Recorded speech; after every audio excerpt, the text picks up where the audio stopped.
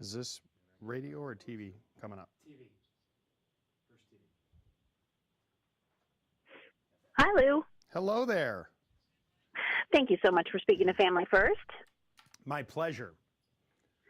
So I understand that it is very common for people to injure themselves while they're doing do-it-yourself projects around their home, and I'm guessing you mean more than just smashing your thumb with a hammer. So what exactly are those injuries, and how often does that happen? Okay, well, although hitting your hammer, I think I will give you some statistics, but hitting your hammer or hitting your thumb actually with a hammer is probably no fun either. So we in no way want to diminish that as an accident. But you know what's happening is that more and more people are doing things around their homes. And so my friends at 3M Tech Protection Brand and the National Safety Council conducted this survey to ask people, hey, what's going on? I mean, they're in the business of providing safety equipment for both the professionals and the do-it-yourselfers, and just wanted to sort of see what was going on. A third of DIYers said they've been hurt while they're doing projects around their home.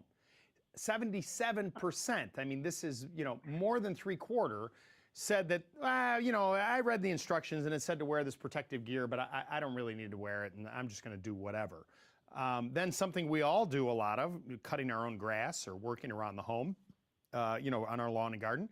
Almost 40% were injured using a mower, and 46% were injured doing projects with a weed whacker. They're wearing shorts, they're wearing flip-flops, they're not wearing any safety glasses or maybe a respirator. So this is a serious problem that if people can fix for a small little investment. And so how is it because people are they're just not being safe? They're not thinking, oh, I can't get hurt. And so is that why they get injured, or is it carelessness, or is it lack of knowledge, or what's going on there? It's lack of knowledge. I think that I've talked to people about this. I grew up in the trades working as a carpenter and then became a builder and a remodeler. And I was always mentored by people that were in this industry for 30 years prior to me doing this. I'm a 19-year-old kid, gung-ho and eager. Hey, kid, put this on. Hey, kid, do this. Be careful, you're going to get hurt there.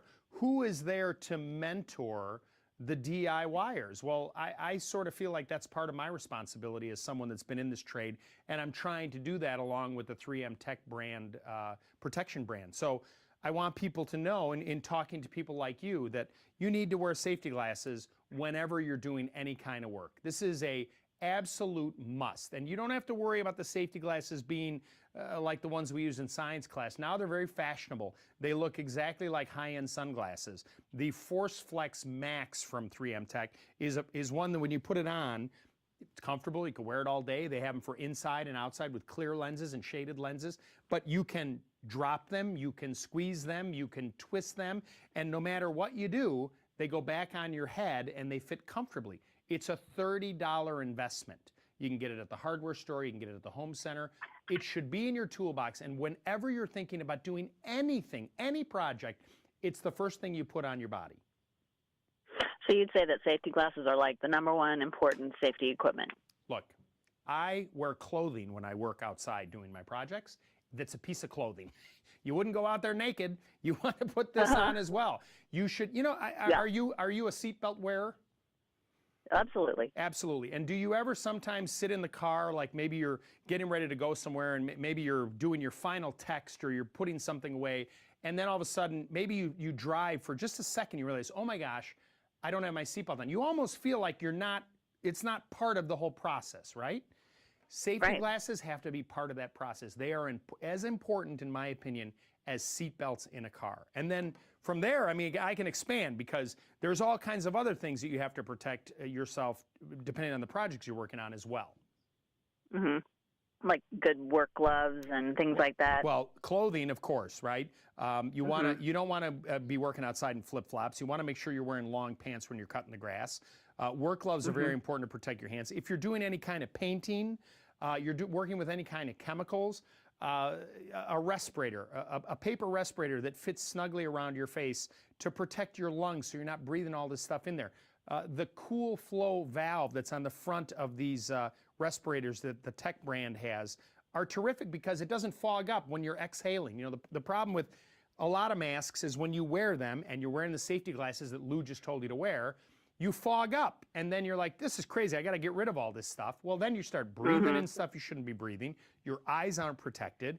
And there's science and engineers that are figuring this stuff out to make it easier to use. And when you look at all the professionals out there working every single day, they're using this stuff because they're working day in and day out. You as the DIYer should be thinking the same thing. Awesome. These are fantastic tips. Lou, where can we find more information about you and about what you've talked about today? A bunch of information is linked to me, and you can learn all about safety products and equipment and survey results at 3mtech.com, and that's 3, the number 3, MTEKK.com. Fantastic. Thank you so much for these. You got it. Take care. Bye now.